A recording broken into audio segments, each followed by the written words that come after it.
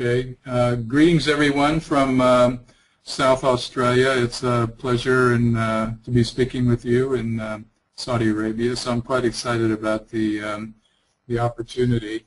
I'd like to share with you some of the things that I think I've learned over the last 3 or 4 decades about strategic planning.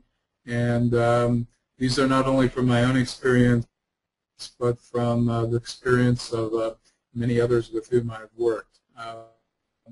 So the first thing I'd like to do is talk to you about the origins of strategic planning, because I think they've been forgotten over time, and it's useful to go back and think about what they were. Strategic planning arises out of civil service reform efforts that governments have undertaken.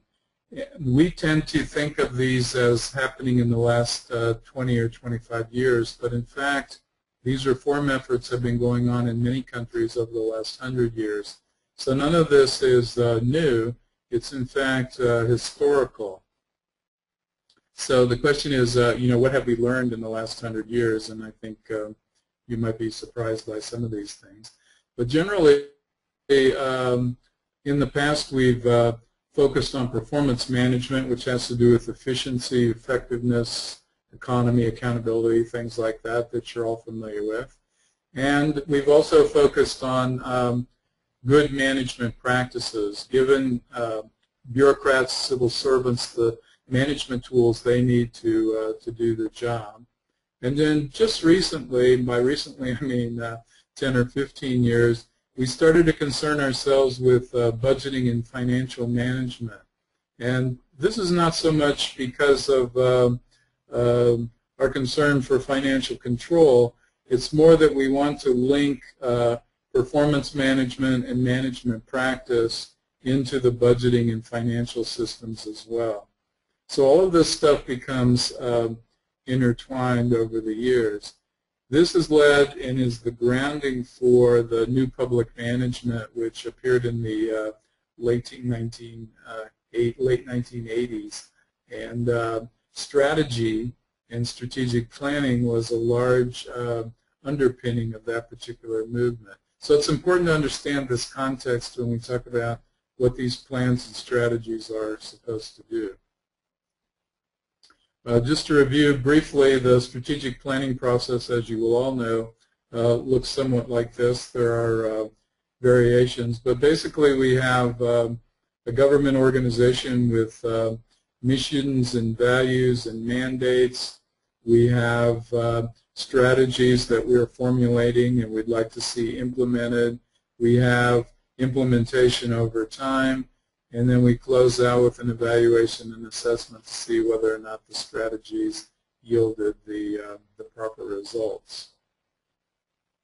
One thing that many people forget is that as part of this strategy, it's not only about performance management, which has to do with quantitative indicators and economics and efficiency and all of that, but it also has to do with managing the public service, and these two are locked together. So if you look at the Canadian government, it has a very sophisticated framework that they use, and it shows quite clearly, if you look at this diagram, how they've linked all of that together. Excuse me. So we have on the left-hand side governance and strategy, and that goes all the way through the management system until we get to results and performance. So results and performance and strategy, in the usual way of looking at it, are tied directly together. But in fact, all of these intervening things happen as well. So learning, innovation, change management, risk management, all of those kinds of things are important. Okay, so this is the current state-of-the-art in strategic planning. As I mentioned, we had performance management, and then we also had good management practices. And now we've added budgeting, and we're looking at the intersection of these three kinds of activities in government. What we want to do is say that good management practices lead to good performance, And good performance is tied directly to the budget. So if your agency does well, then your budget increases. If your agency does poorly, then it decreases.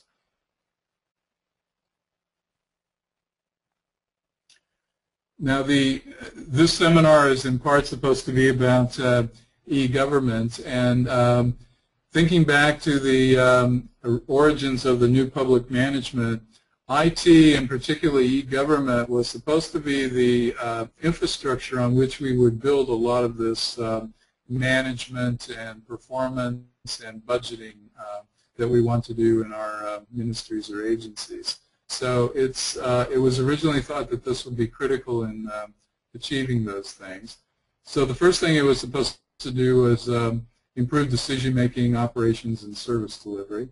It also was intended to guide IT investment. Many of you recall in the olden days, not too long ago, IT seemed to be separate from a lot of what went on in ministries, and oftentimes policymakers had difficulty figuring out what the IT system had to do with what their programs were all about.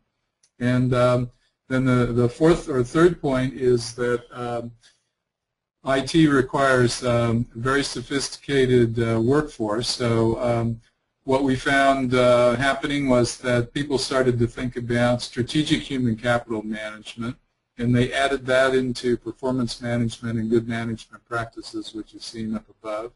And then finally, financial management was added. So all of this is working in the context of IT and was intended to become very sophisticated and really help the government become more efficient and effective. If we just look at the U.S. case with respect to e-government, you'll see the following sort of critical events.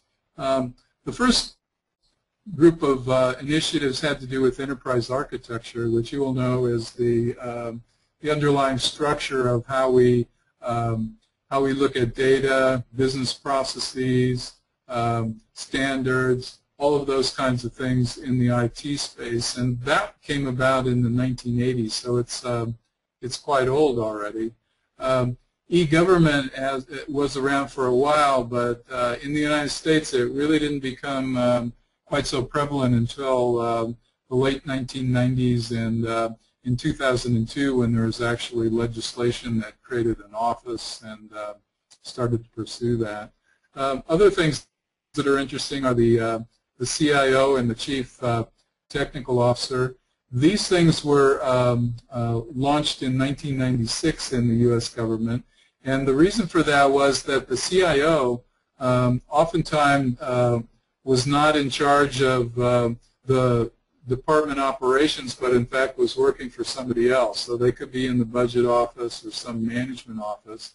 And in this particular period, they got elevated so that they were equal to the chief financial officer and the executive officers in ministries and departments.